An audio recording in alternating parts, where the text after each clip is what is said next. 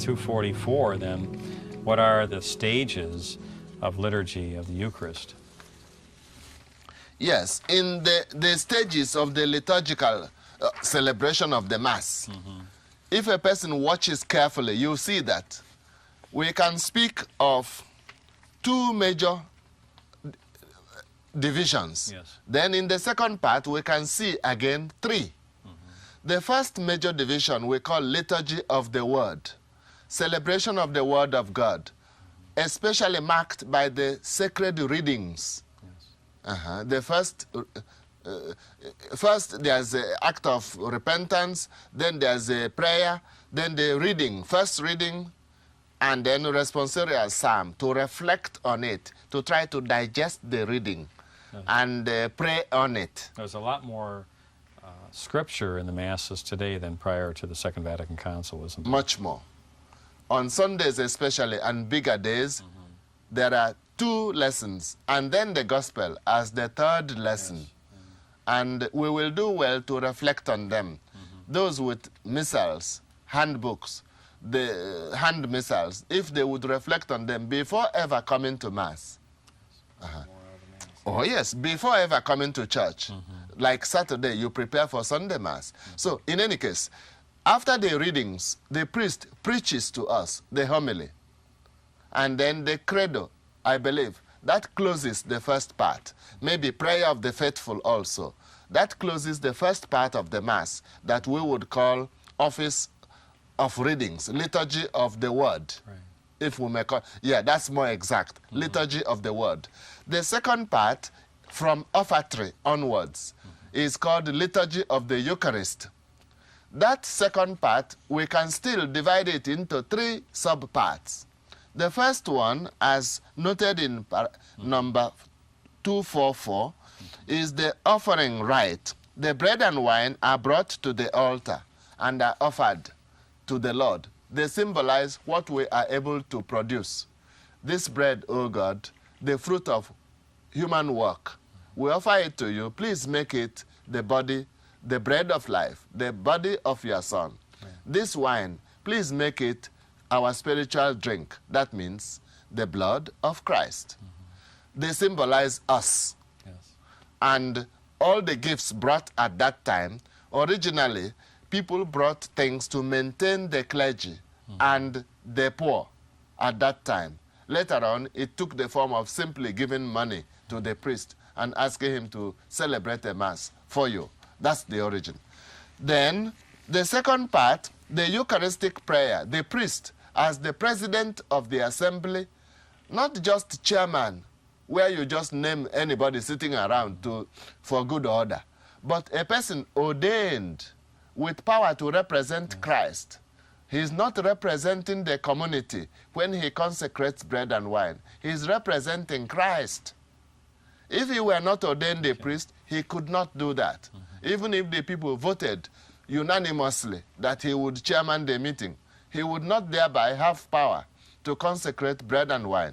In short, he says the Eucharistic prayer, the prayer we call preface, and which is introduced by preface, a prayer of praise, then commemoration of the Last Supper, and also begging the Holy Spirit to come on the gifts. He says the sacred words, then Christ is present. The bread and wine are no longer there.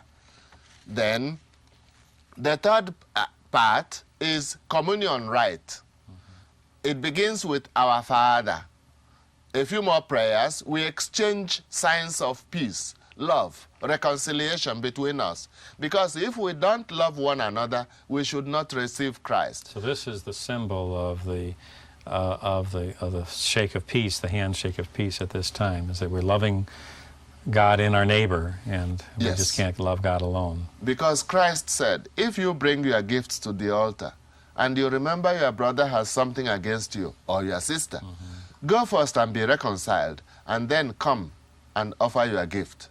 So, if we are not on talking terms to someone, right, if we don't want to wish peace to that person, then we are not fit to receive Holy Communion. I think this is important because many people that are you know, of the traditional background and have a great reverence for our Lord in the Eucharist are very deeply disturbed with the handshake of peace at this part of the Mass, and the sacred part of the Mass.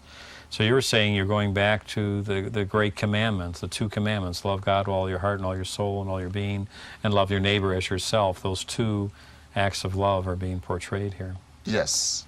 Those people who think it a distraction, yes, we can sympathize with them, but we must request them to try to understand what Holy Mother Church is symbolizing. Okay. Try to understand it, right, and then they will go along with it. I think it's been abused sometimes because of giggles and people, but basically, if we really understand what is going on, what we're doing, then we really do have that active. You are right. Some people abuse it. Yes. There's a wholesale going around and laughing and pushing, yes, and joking that banalizes it. Yes. It is a rather serious gesture. Yes. It is a gesture of peace. And that has been in Christian communities some form. The way it is indicated can change according to local culture. Yes. I don't go into that. But some sign of love and peace between people. There are some rites in the Catholic Church where that gesture of peace is exchanged at offertory or in the beginning of Mass. But that is of secondary consequence. Yeah. The main thing is that it is part of the Mass. And then we receive Christ, those who are well disposed. Not therefore automatic, everybody go forward. Yeah.